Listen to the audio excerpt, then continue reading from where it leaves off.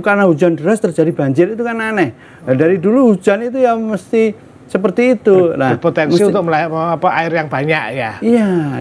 Jadi kalau kita tadi kan bilang latihan penanggulangan, ya rada jeru Pak Amin. Tapi faktanya kan seperti itu. Ya, ini buktinya hanya begini. Ini korbannya kalau masih banyak itu ya masih latihan. Apakah negara tidak cukup kuat menggunakan aturan, atau masyarakatnya yang kemudian nekat aja kita ini Pak Amin? Atau dua-duanya Pak Amin? Ya, kayaknya ya dua-duanya. Jadi ya, itu semua masalah edukasi. Assalamualaikum warahmatullahi wabarakatuh. Waalaikumsalam warahmatullahi wabarakatuh. Jatim Channel, saya Sukowidodo. Kali ini kedatangan tamu istimewa. Kami sama-sama keluarga Widodo ya, cuman nggak ada hubungannya dengan presiden ya. Ada Sukowidodo, ada Amin Widodo. Kami kebetulan sekolahnya sama lah sama Pak Presiden di Gajah Mada. Ya. Nasib yang memisahkan kita, Mas. Keagama. Oke, tetapi saya tidak sedang mengajak Mas Amin soal keagama, tapi bicara soal potensi apakah ini musibah atau tidak. Tapi menurut saya harus kita katakan di channel yang sangat spesial ini, yaitu masalah lumpur Sidoarjo. Kita tahu bahwa di dalam beberapa terakhir ini ketika hujan deras itu airnya nyembong, Mas. Ngantong itu.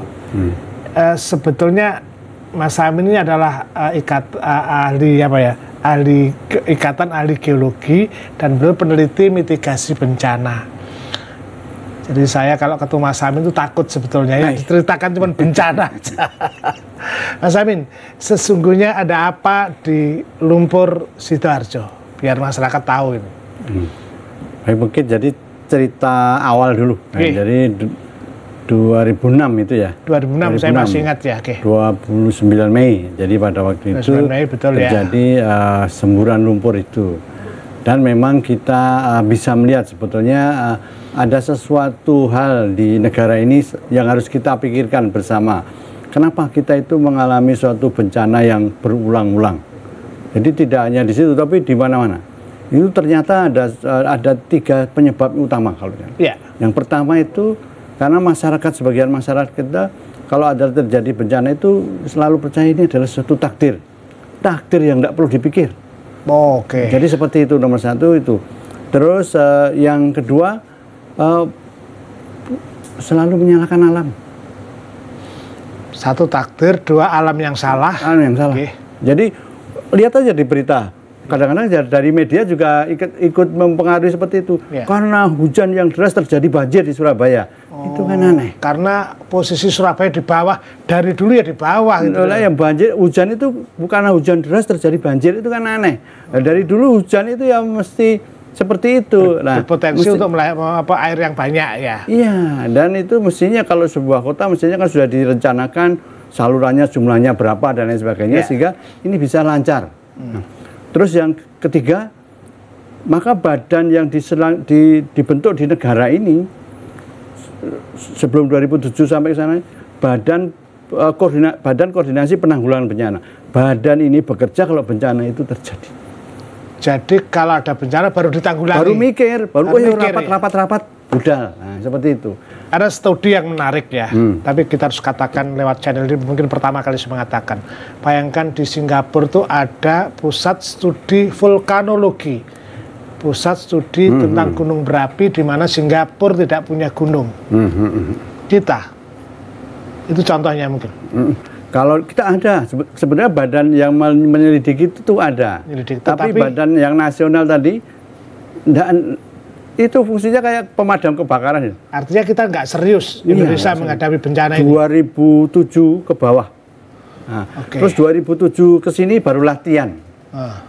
Tetap saja dia tetap yang disalahkan tetap alam segala macam seperti. Jadi masih latihan pakai seragam orange gitu aja ya. Iya, jadi lihat berita-berita itu selalu yang longsor disalahkan hujannya. Padahal banjir yang disalahkan hujannya. Terus apa lagi? Gempa yang disalahkan gempanya, padahal rumahnya loh tidak mengikuti standar dari gempa itu, ya otomatis runtuh dan itu bisa menjadi korban. Jadi artinya bahwa bencana itu belum menjadi bagian dari pengetahuan hidup kita, Pak. Iya, karena tadi kita sebagian besar percaya takdir, kadang-kadang itu karma, tahyul juga, karma terus apa lain sebagainya itu, kutukan dan lain sebagainya. Jadi percaya seperti itu tinggalan dari dulu. Ya seperti itu. Negara ini dikuasai, Israel dikuasai, ya diwarnai seperti itu. Iya. Nah, seperti yang di lumpur Lapindo, sama akhirnya seperti itu. Kita nyebutnya lumpur Sidoarjo ya sekarang. Lumpur Sidoarjo. Nah, jadi posisi terakhir gimana sebetulnya, Pak? Nah, kalau posisi terakhir, jadi di lumpur itu ya sekarang itu ya masih nyembur aja. Masih nyembur ya? Masih nyembur. Nah, tapi nggak berisiko? Loh, karena itu sudah ada yang jaga istilahnya.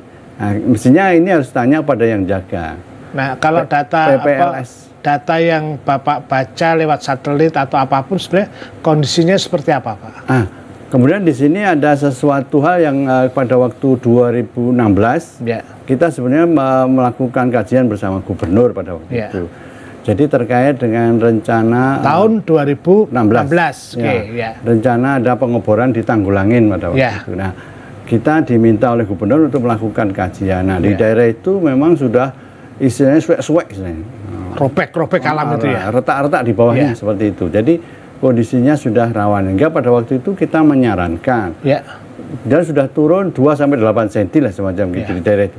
Nah, kita sudah menyarankan kepada, nggak tahu pada waktu itu, tulisan itu menyarankan karena yang menyarankan adalah gubernur pemerintah pusat pada waktu itu untuk melakukan kajian monitoring di sekeliling di situ. Hasilnya Pak Amin? Nah, tidak ada. Nah, tidak dilakukan atau tidak ada? Nah, itu yang kayaknya tidak dilakukan. Kalau dilakukan berarti kan tahu kalau terjadi sesuatu di situ. Pak Amin, sebetulnya ini kan alam kita ini kalau membaca ini saya agak greget ini. Sabar, mohon maaf ya, saya nggak bisa sabar karena bayangkan kan bencana ini kan bisa dihindari kalau kita memiliki pengetahuan yang memadai.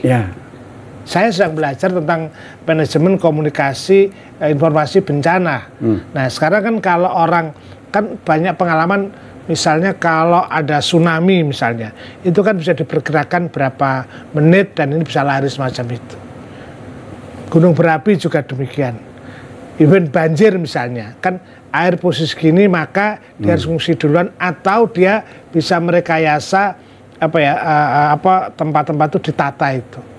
Kan ya dengan ikhtiar kita diberikan otak yang cerdas oleh Allah, maka sebetulnya itu bisa dilakukan, Pak. Bisa. Memang harusnya demikian. Harusnya demikian. Enggak. Ini kenapa enggak? Bedanya begini, sederhana aja begini. Jepang itu 2011 terjadi gempa tsunami. 9 tsunami. Ngeri itu ya? Iya. Korbannya loh di bawah 20. Lah kita 20.000 maksudnya. Di Jepang korbannya di bawah 20.000. Kita berapa? Berapa? 200.000. Orang yang sebanyak itu tuh nggak dipakai untuk pemikiran banyak orang. Mestinya itu, ini yang satu problem yang menjadi problem kita. Jadi orang itu belum ada harganya, sehingga sering ditanya berapa sih harganya. Oh, nggak bisa dihitung tak terhingga. Berarti kan sangat mahal sebenarnya. Oh, 200.000 berarti super mahal. Dan itu harus menjadi pemikiran orang, harus menjadi perhatian begitu untuk mitigasi tadi. Ya. Oke, Pak Amin, nanti di samping kita data-data kita loncat-loncat. Saya agak ngeri juga ya kalau gitu orang menjadi tidak terlindungi oleh di negeri yang tujuan negara itu kan melindungi segenap bangsa dan seluruh tumpah darah Indonesia. Berarti instrumen-instrumen negara itu tidak cukup melindungi kita, Pak. Lagi latihan. Lagi latihan ya? Iya. Makanya tadi mestinya kita mengadopsi dari Jepang tadi misalnya salah satunya. Saya selalu kalau memberi kuliah memang saya berikan itu. Ini bandingkan, ini kan malu. Tapi banyak orang malah, jangan malu gitu, memalukan gitu. Ini maksudnya kalau sebagai orang mestinya kita malu.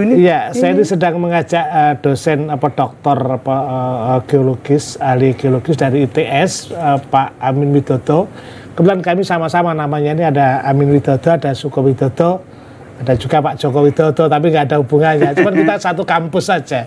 Tapi maksud kami ke sini akan mendiskusikan bahwa betapa di sekitar kita ada bencana. Dan bencana itu bisa dihindari kalau kita menghargai nilai manusia.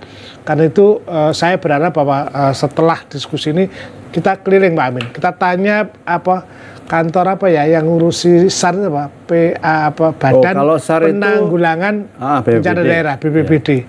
Apa yang mereka lakukan? Saya berharap bahwa setelah diskusi ini kita keliling Pak Amin, kita tanya kantor apa ya yang ngurusi SAR Badan Penanggulangan Bencana Daerah BPBD. Apa yang mereka lakukan? Apakah mereka juga dididik atau direkrutmen dari ahli-ahli bencana misalnya? Kan pengalaman nggak segitunya Pak Amin ya. Ya. Jadi kalau sebenarnya banyak kalau kita belajar dari Jepang itu tadi saya bilang, mungkin bisa diceritakan Pak Amin. Karena memang di sana memang sama seperti kita, bencananya sama, jadi potensinya lautnya sama persis dengan kita, jadi gempanya juga sama. Jadi mereka sudah mulai berubah untuk memikirkan ini sebagai sains itu sejak 1700. Sejak 1700 sudah menyebut bahwa bencana itu bagian dari pengetahuan kehidupan. Ini bukan tahayul dan lain sebagainya. Bukan tahayul ya. Itu sudah sejak itu. Nah, tapi kita kan sekarang itu begitu ada bencana, wah ini azab ini. Itu bukan penyelesaian. Nah Pak Amin, sebetulnya kondisi Pulau Jawa dan Indonesia itu apakah sedemikian runyiknya dengan bencana itu? Iya. Takdir kita. Pak Amin, jangan takut-takuti saya dong. Jadi takdir kita itu ada di kawasan geologi yang aktif. Banyak gempanya, banyak gunung berapinya, banyak likuifaksi, banyak tsunami, banyak longsor, banyak banjir, terus banyak angin puting beliung, ombak besar. Itu kita, ini kadang-kadang kita mikir juga, kalau Jepang dulu pada waktu itu menghindari sebagainya. Jadi ini ada survei yang menarik. Jadi dari mana mereka kok bisa selamat terjadi? Pertama itu 35% mereka berpengetahuan terhadap ancaman yang ada di sekitarnya. Oke, jadi misalnya begini, kalau ditanya warga Jepang tahu Pak, 35% pasti tahu ya. Ya, di sini ada gempa, ada tsunami, mereka tahu. Nah ini para pejabat di daerah, mari kita masyarakatkan pengetahuan bencana, bukan memasyarakatkan bencana. Seharusnya bukan bencana, ancaman. Jadi ancaman yang ada di sekitar kita yang bisa membuat kita menjadi. Kalau dalam kuno kan misalnya ada kan, sebetulnya ini walaupun tidak bagus. Ya, betul. Saya mengingat ketika di desa dulu kan Pak Kamitua tuh punya kentongan. Jadi kalau kebakaran tuh berapa kali, kalau ada banjir berapa kali. Dan sekarang itu kan menunjukkan bahwa mereka concern sebenarnya Pak Amin. Iya, jadi dengan early warning system itu concern ya. Jadi tadi itu keluarganya 32% dia tahu. Tahu, oke ya. Terus masyarakat yang sekitar 28%. Berarti artinya 95% mereka itu tahu. Kalau di daerah itu ada banyak ancaman bencana. Dan mereka tahu apa yang harus dilakukan. Nah, sekarang Bapak tanya sekarang. Ancaman bencana apa di Surabaya dan Sidoarjo misalnya? Saya nggak tahu loh Pak Amin. Nah, mestinya kita harus melakukan asesmen tadi. Jadi tidak hanya asesmen hari ini, 2 hari, 3 hari, setahun, enggak. Tapi panjang. Bertahun-tahun. Jadi selama ini. Jadi misalnya gempa pernah terjadi apa enggak? Oh, pernah terjadi. Jadi misalnya 2018, 11 Oktober 2018, memang karena gempa itu 6,4 terjadi di Selat Madura pada waktu itu, dekat Sumeneb sana. Saya udah lupa, saya takutnya cuma sepak bola tahun berapa itu. Nah, enggak, saya ini saya sedang mencibir diri saya sendiri. Itu artinya bahwa kita tidak serius soal bencana, Pak Amin. Ya, terus karena 6,4 terjadi jam 2 malam. Banyak yang tidur. Saya survei pada waktu itu. Kenapa kok pada waktu itu dia terasa memang goyang-goyang terus tidur lagi. Jadi nggak terasa itu gempa. Terus ada yang langsung lari seperti itu. Terus ada yang langsung migrain seperti oh ini migrain. Padahal harusnya apa Pak Amin? Harusnya lari dari rumah. Kalau dia tahu pengetahuan itu, dia tahu cara menanggulanginya. Kalau apalagi rumah kita misalnya kualitasnya jelek ya harus lari. Tapi kalau kualitas rumah kita sudah mengikuti standar ya nggak masalah. Tetap menyelamatkan ya. Ya. Di Jogja itu yang runtuh kan rumah-rumah yang sederhana itu, yang tanpa tulangan. Tapi rumah-rumah yang sudah baik, yang sudah ada tulangan, ya selamat semua orang di dalamnya. Pak Amin, soal bencana, soal potensi semacam itu, Surabaya, Jogja, dan mungkin bisa diceritakan. Jogja mungkin bisa pelajaran di sana? Kita memang ada pelajarannya sih, kalau di Jogja pada waktu itu. Cuman memang tidak tentang gempa yang tidak pernah, saya geologi belum pernah diajari bahwa di Jogja pernah gempa. Oke, padahal itu 43 pernah terjadi. Terus 1800 berapa pernah terjadi? 836. Ya, memang soal bencana yang tahu banyak kan geologis, tapi jumlah jurusan geologis itu hanya berapa? ITS nggak ada ya Pak ya? Nggak ada geofisika. Geofisika ya, adanya UGM dulu, dan saya termasuk orang yang gagal menjadi geologis. Saya jadi publisistik waktu itu. Siap. Tapi gini Pak Amin, balik perkara di lingkungan kita. Tadi kan kita ada data yang menyangkut soal yang di lumpur Sidoarjo itu. Kondisinya seperti apa terakhir Pak Amin?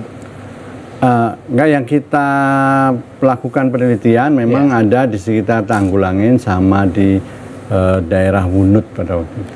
Jadi ini ada penelitian dari mahasiswa S3 tahun 2020 sebetulnya penelitiannya. 2 tahun yang lalu. 2 tahun yang lalu dia meneliti dari data satelit itu ada suatu penurunan di daerah Gedung Banteng tadi.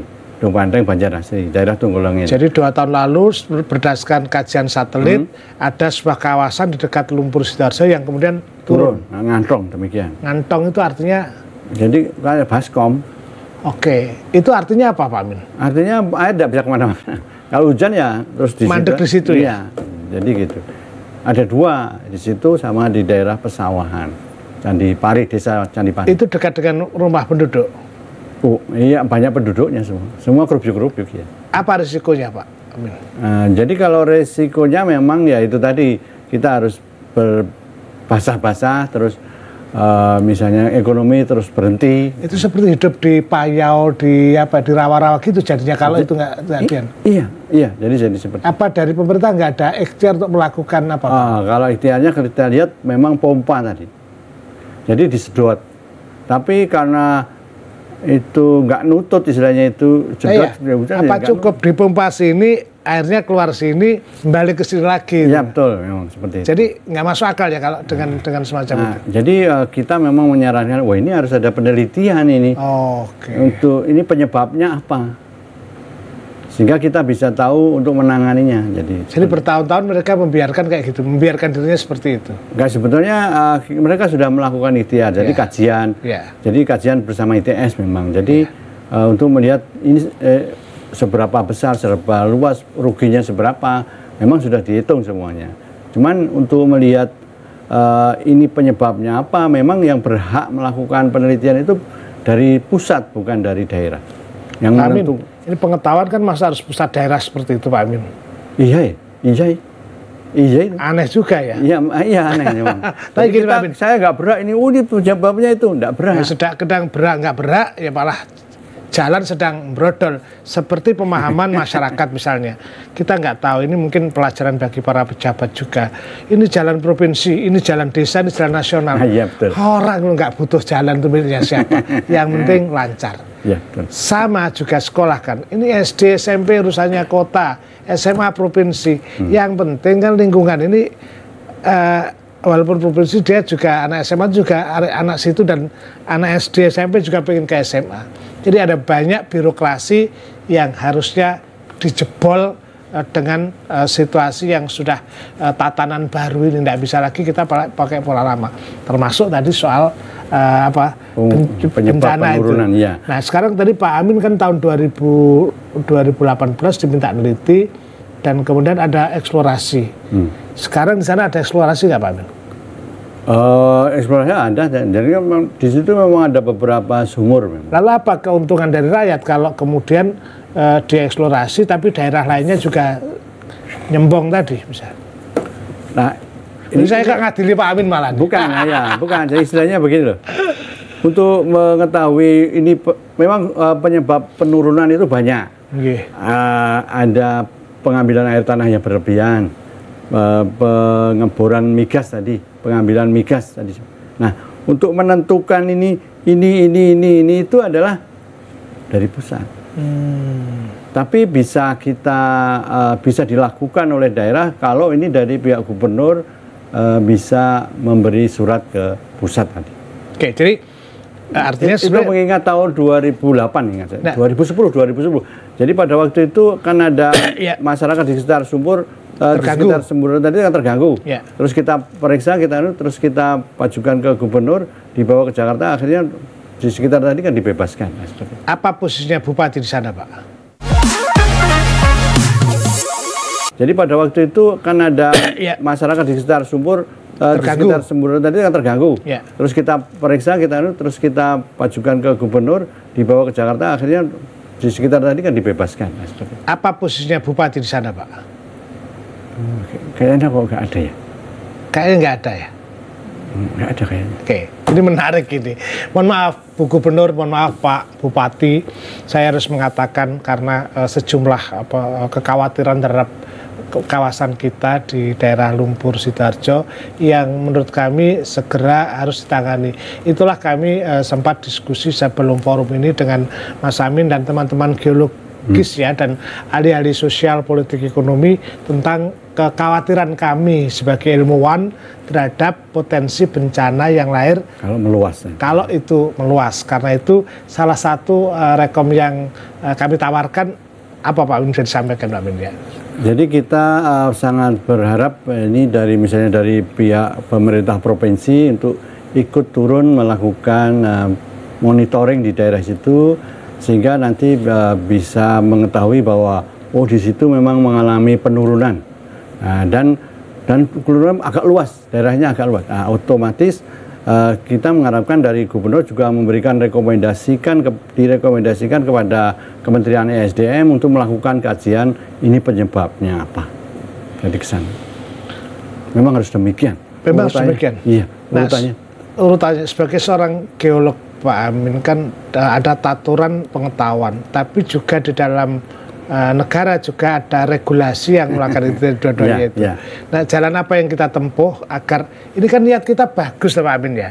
Sesama Widodo kan niatnya supaya Widodo nantinya.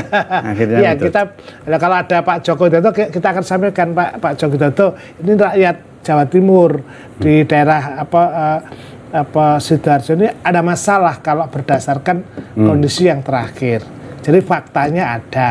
Pak Amin dan kawan-kawan juga punya barang buktinya. Meskipun ini sebagian juga bukan meskipun ya, ini studi yang sangat ilmiah ya. Warning itu bisa dilakukan. Dan kita kan daripada itu kemudian kalau Pak Amin tahu dan Pak Amin tidak mengingatkan, salah. Iya kan, sama membiarkan kejahatan berkeliaran kan, kita kan gitu. Maka tugas kita kan mengingatkan Pak Amin.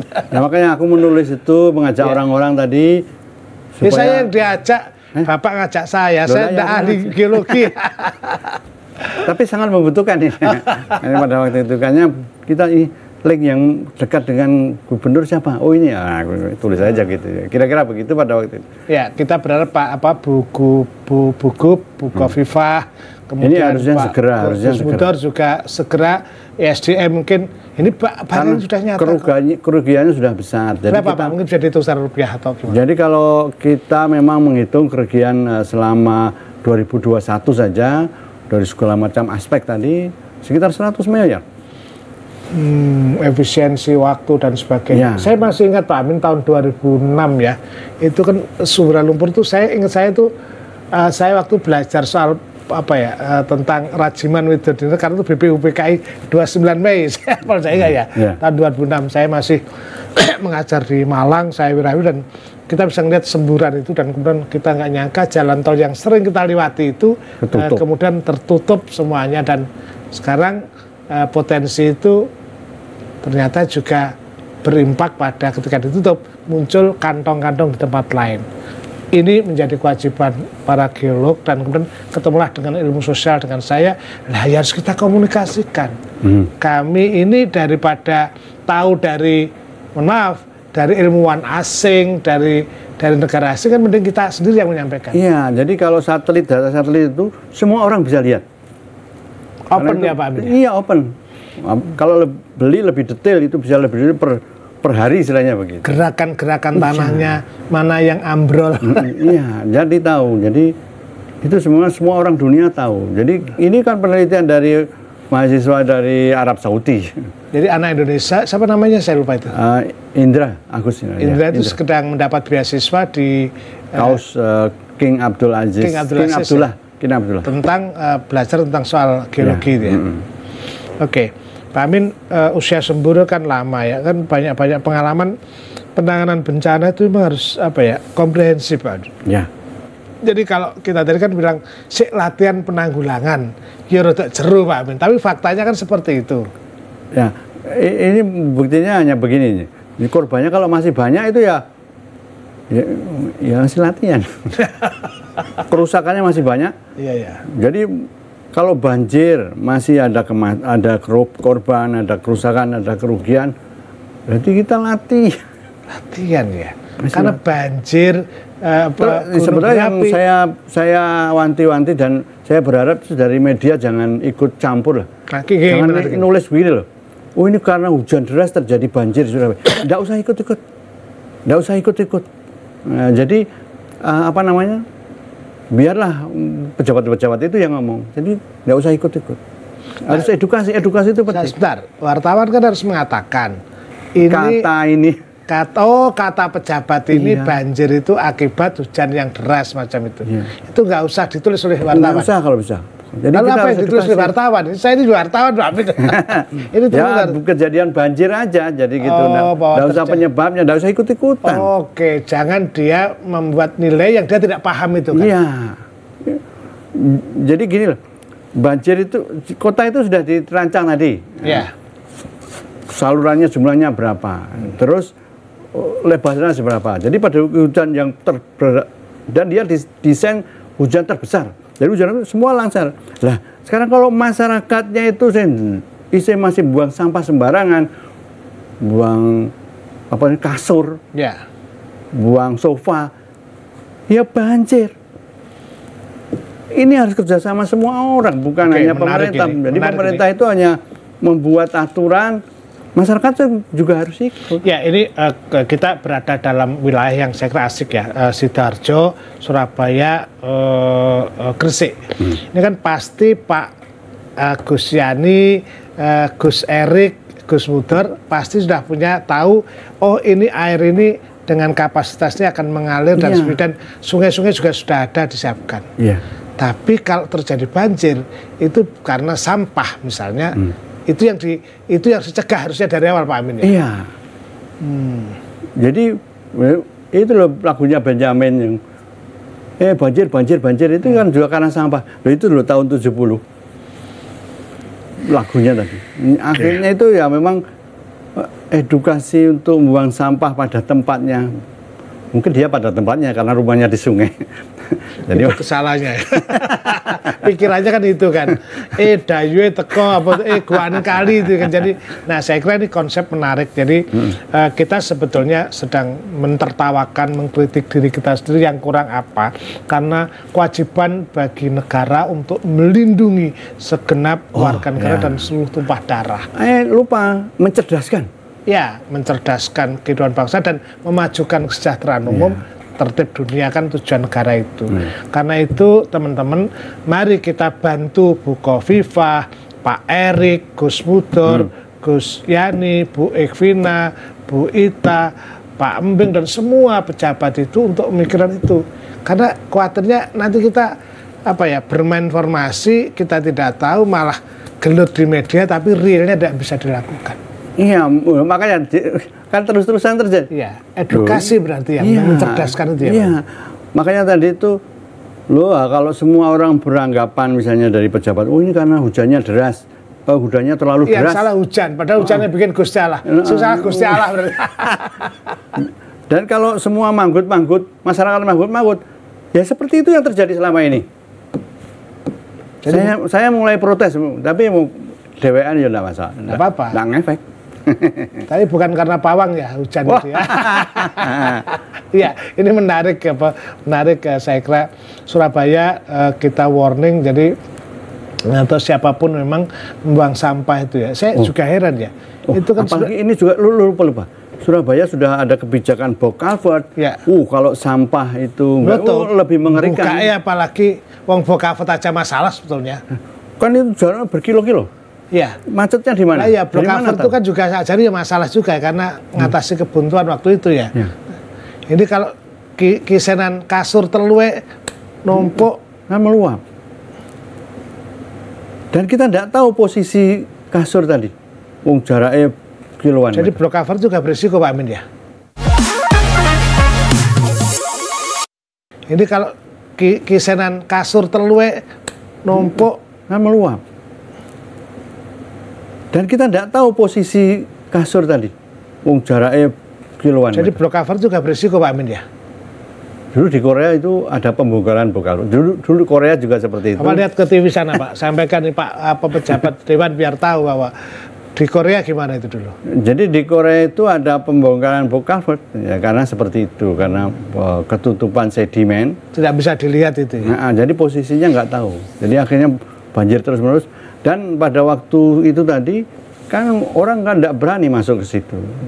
Kan banyak gas. Iya, kalau gas ada buaya juga, saya aja nginceng takut juga ini. Ya, tapi ini menarik ini. Saya Pak Amin sedang curhat Pak Wali Kota, Bu Wali Kota, Bu Gubernur, Pak Gubernur, semua anggota dewan. Sesekali memang nggak usah ke Korea kalau lihat box cover, tapi di box cover kita masuk aja di situ. Itu baru wani pora perkara nih. Iya, tapi menurut saya yang lebih penting adalah bagaimana mencegah bencana itu dengan edukasi. Satu, edukasi untuk menghindari, yang kedua juga harus menyelamatkan diri Pak Amin. Dalam arti kalau ada apa-apa dia bisa melakukan. Saya masih ingat tahun 80 di Kawasinila dulu. Makin lari maka nafasnya habis dan gas macam itu. Contoh-contoh dilematisnya kan seperti itu. Gas CO itu 1 meter.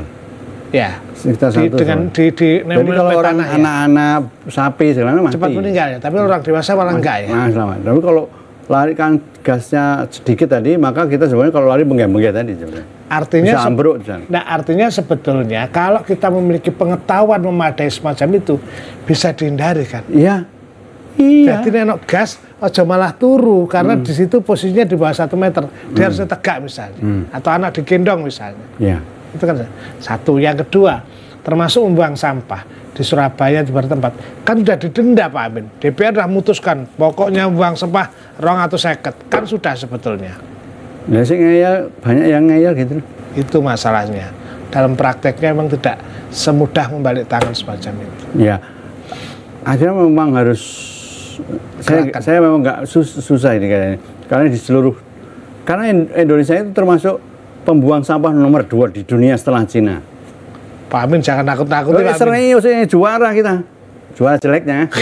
Loh, karena kita juga juara hoax juga kita ini.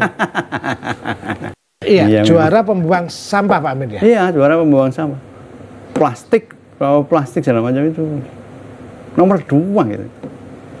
Termasuk pembuang makanan sisa nomor 2 juga. Padahal itu dua-duanya ini tadi. Kalau buang makanan itu apa Pak Amin? Risikonya apa Pak? Itu kan nanti dia bisa menghasilkan gas metan itu bisa menghasilkan CO2 tadi sehingga rusak perubahan iklim. Iya. Jadi dia rusak udara dan juga ada semacam mubazir yang berlebih itu ya. Iya. Oke, teman-teman, saya dapat pelajaran banyak dari Pak Amin soal bencana yang tidak cukup dilihat dari tadi awalnya kan saya mau ngejar soal apa ini Pak Amin. Geologis lumpur Sidoarjo, tapi ternyata juga banyak semacam itu. Oke, saya akan pelan-pelan mari kita mulai sinau dari nol lagi. Pak Amin tiba-tiba tertarik dunia geologi ini gimana dulunya Pak Amin? Ada om sih, ada om yang dari geologi terus pada waktu itu terus ya daftar aja, kan tahun 79 kan ya ikut-ikutannya aja kan ya, biasa. Bapak satu angkatan dengan Pak Jokowi dulu. Pak Jokowi 80 ya. Aku saya 82 ya. Nah Pak Amin, saya dulu kan tahunnya geologi itu wah ini duduk duduk alam, oleh minyak, oleh emas. Pikiran saya seperti itu. Emang ilmu tentang itu ya? Iya, memang itu. Geologi itu ilmu tentang apa? Ya, mencari bahan galian, mencari emas, mencari air, nah seperti itu. Oke. Geologi adalah orang yang dia tahu persis potensi alam. Nah, sekarang prakteknya batu bara kita, minyak kita dan sebagainya. Gimana peran ahli geologi? Kan ini bisa melahirkan bencana juga, Pak Amin. Kalau yang itu kan kebijakan masa lalu. Itu terkait kebijakan masa lalu. Nah, maksud saya idealnya kan boleh aja eksplorasi alam, kan boleh-boleh aja, Pak. Itu kebijakan dari dulu. Jadi kalau misalnya dulu itu kita sudah diberi wewenang yang lebih, misalnya gitu ya. Jadi mengelola dan lain sebagainya tadi, sehingga kita bisa merebut istilahnya teknologi pada waktu itu. Tapi sampai terakhir itu kan nggak bisa merebut. Jadi kita misalnya yang kontraktor ataupun yang konsultan terkait yang eksplorasi itu jumlah Indonesia sangat sedikit, dan itu juga masih statusnya masih hampir rata-rata eksplorator adalah dari asing ya? Iya, asing, iya. Tetapi Pak Amin, kalau kemudian yang penting kan mereka itu punya konsep sustainability terhadap lingkungan dan masyarakat mendapatkan manfaat dari itu, Pak Amin. Memang dari dulu seperti itu, memang seperti itu. Ya, makanya harusnya dihitung. Sebetulnya begini, jadi kalau misalnya batu bara, itu yang dijual ke luar negeri yang kualitas tinggi, yang kualitas jelek, yang berpolusi gitu, di Indonesia. Jadi harusnya kebalik, Pak Amin ya. kan seperti kita terbiasa dengan bensin misalnya. Bensin itu kan polutannya tinggi dibanding dengan rakyat dikorbankan untuk demi uang gitu ya. Demi murah tadi sebenarnya. Maunya murah murah jaluk selamat cari area-area. Kira-kira kayak gitu. Iya. Oke, Pak Amin, menyangkut soal bencana sebetulnya. Kita hidup dalam lingkungan bencana. Mulai laut, sungai, gunung berapi dan sebagainya. Dan bahkan ada banyak bencana yang kita ciptakan. Pak Amin, sebagai seorang geologis, kira-kira apa cara menghindari atau mengurangi risiko bencana? Ada BPDB dan apa kurikulum yang harusnya cocok buat Indonesia, seperti apa sih, Pak Amin? Jadi kita sih sangat berharapkan kepada semua pihak ini sebenarnya. Jadi bencana itu memang harus jadi semua pihak untuk segera melakukan asesmen terkait dengan ancaman yang pernah terjadi, ancaman yang telah berubah menjadi bencana yang pernah terjadi di satu daerah tadi. Semuanya saja. Jadi jangan hanya, jadi misalnya ini misalnya Turki, dia sampai mikirnya itu sampai 1 juta tahun kemudian. Sebelumnya itu yang dihitung. Tapi kita mungkin hanya 100, 200 atau 300 semacam gitu. Atau 10.000 bisa. Jadi itu yang harus dihitung. Jadi kalau memang kita berpotensi terkait dengan bencana-bencana itu tadi, nah baru kita edukasi kepada masyarakat bahwa kamu itu ada di daerah, ada gempa, ada gunung berapi, ada angin puting beliung, kemudian ada longsor dan sebagainya. Nah, jadi kalau kita berhadapan dengan ini, maka harus langkahnya adalah demikian. Jadi itu sebenarnya sudah ada bukunya lah semacam. Masing-masing sudah ada caranya seperti itu. Ya, Pak Amin, dan itu tidak bisa ujuk-ujuk dikasih terus selesai, enggak. Itu satu budaya, jadi nanti menjadi refleks. Jadi orang Jepang itu sudah refleks. Karena dia sejak TK diajari. Ya, secara undang-undang kita itu kan ada undang-undang keterbukaan informasi publik. Ada pasal di mana informasi serta-merta, yaitu informasi yang menyangkut kebencanaan atau penyakit atau wabah. Itu masyarakat berhak tahu. Berhak tahu. Di banyak pengalaman kita kadang-kadang informasi semacam itu tidak menjadi sebuah keputusan penting. Atau bahkan kalaupun itu ada, masyarakat tidak mengikuti anjuran itu. Coba kita lihat misalnya di laut lepas misalnya, muncul kan, dilarang mandi di laut. Tapi prakteknya orang melakukan. Jadi apakah negara tidak cukup kuat menggunakan aturan, atau masyarakatnya yang kemudian nekat aja kita ini, Pak Amin? Atau dua-duanya, Pak Amin? Ya, kayaknya ya dua-duanya. Jadi itu semua masalah edukasi. Apakah negara tidak cukup kuat menggunakan aturan, atau masyarakatnya yang kemudian nekat aja kita ini Pak Amin, atau dua-duanya Pak Amin? Ya, kayaknya ya dua-duanya. Jadi ya. Itu semua masalah edukasi. Ya, edukasi ya. Edukasi. Jadi dan itu bukan suatu peristiwa yang ujuk-ujuk. Jadi misalnya begini. Jadi misalnya ada pengeboran migas, dia mestinya dari pihak migas tadi harus cerita kepada masyarakat di sekitarnya. Kadang-kadang dia hanya cerita masyarakat di sekitarnya itu pada bupati sudah selesai, jangan-jangan. Nah, ini informasi hanya dimiliki oleh para pejabat masyarakat. Jadi harusnya nggak boleh itu. Iya, mestinya semua orang. Jadi ini nanti pada saat tertentu nanti misalnya ada sirine begini, itu berarti dia sedang mengeluarkan gas ini. Nanti semua orang harus menyingkir sampai sejauh seperti ini. Kan pernah terjadi di Bojonegoro, orang tahu-tahu pusing semuanya. Kan karena mengeluarkan gas NH3 kalau saya apa tuh. Pokoknya dari atau metan yang banyak, sulfur. Gas sulfur yang besar. Dan itu membuat masyarakat pusing sana. Nah, yang nggak enak pada waktu itu perusahaan migasnya saya nggak tahu siapa. Itu ngomongnya begini, oh ini lagi dicari penyebabnya. Enggak, padahal mereka itu proses yang sudah biasa dan sudah sering terjadi. Ya, ini menarik pemirsa. Sama seperti kemarin di mana? Di Dieng. Itu proses yang biasa mengeluarkan ngowos gas sulfur dan membuat pusing semaput itu biasa. Tapi kan masyarakat nggak tahu. Itu masalahnya harus edukasi. Kayak itu yang kami maksud. Yang jadi kurang, mari katakan sejujurnya daripada ada bencana di antara kita. Masyarakatnya diberi gitu malah takut apa enggak ya? Ya, justru itu kita menawarkan kepada masyarakat. Saya kira dalam konteks konteks keterbukaan informasi publik seharusnya disampaikan Pak Amin. Ya. Karena kalau foto kita tidak dapat dari negara kita, dia dapat informasi dari asing.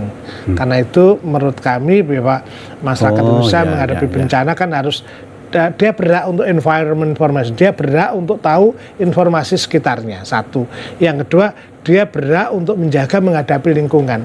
Karena itu pelatihan bencana itu menurut saya menjadi tradisi. Saya sendiri kadang-kadang gitu kan, di kampus itu kan kita waktu latihan ada kebakaran, teng, habis itu kan turun Pak lurus. Terus yang kedua lagi kapan? Teng, terus setengah hati gitu ya, paling latihan itu.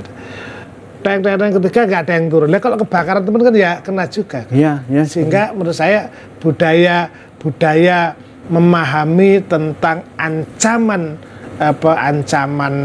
bencana itu seperti sesuatu yang aneh di kita. Nah, menurut saya sebelum akhir ini di Jawa Timur ada banyak lagi, dan salah satu studi yang sekarang dikaji oleh Pak Amin dan kawan-kawan, kebetulan saya terlibat, adalah problem mengantungnya daerah di dekat Lumpur Sidoarjo. Ini berbahaya pastinya. Nah, secara ilmiah Pak Amin punya datanya. Kita berharap Ibu Gubernur atau Pak Mudor atau Pak Presiden bahkan kalau bisa mendengar dari Pak Amin ini, saya kira akan bagus. Pak Amin mungkin disampaikan kepada Gubernur siapa tentang perkembangan terakhir Pak Amin, monggo. Jadi penelitian kita tahun 2021 bersama dengan, bukan penelitian kita sih, penelitian pemerintah daerah Kabupaten Sidoarjo bersama kita bantu, dan itu menunjukkan bahwa di daerah Kedung Banteng dan Banjarasri Tanggulangin itu mengalami penurunan, dan pada waktu penelitian selesai itu penurunan masih terjadi. Nah, karena saat itu sampai sekarang itu daerah itu menjadi ngantong sampai sekitar 60 cm, dan itu menyebabkan daerah itu menjadi banjir terus-menerus. Memang sudah diupayakan dengan pompa, tapi kayaknya tidak nutut. Nah, karena penelitian itu 2021, kita sangat berharap dari pihak pemerintah provinsi ikut turun tangan, ikut melakukan pengukuran di daerah situ, ikut monitoring, sehingga nanti hasilnya bisa direkomendasikan oleh gubernur kepada pemerintah pusat, ESDM, ini penyebabnya apa turun ini. Karena kalau dari daerah kita tidak berhak untuk melakukan pengukuran ya hal-hal seperti itu. Kira-kira begitu. Pemirsa, tidak ada kata terlambat untuk mencegah sesuatu yang kira-kira merugikan bagi kita. Pak Amin kami dan kawan-kawan para geologis seluruh Indonesia, ahli sosial bertemu dalam satu waktu dan mengingatkan kepada Anda semua bahwa ada potensi bencana di sekitar kita. Tanggung jawab kita sebagai masyarakat sosial pastilah, karena itu alam, tetapi kita juga harus memahami alam itu seperti apa. Mari kita belajar dari peristiwa yang mengenaskan, mari kita akrab dengan alam, dan mari kita belajar bersama agar umat manusia terselamatkan. Pak Amin, matur nuwun sangat. Yes, pokoknya harus datang sini. Tapi saya itu kalau Mas Amin, Pak Suka ada data itu takut duluan, Amin. Gempa mana lagi? Tapi sekali lagi matur nuwun, Amin. Saya kira informasi gempa atau apa harus diberitakan kepada teman-teman agar bisa menyiapkan diri untuk menghadapi itu. Ya, matur nuwun sangat, dan saya Suka Widodo di Jatim Channel terus akan membawakan pesan-pesan yang penting Pak Tanda dengan harapan bahwa kita akan bisa hidup yang lebih baik Jawa Timur. Terima kasih dan wassalamualaikum warahmatullahi wabarakatuh. Waalaikumsalam warahmatullahi wabarakatuh.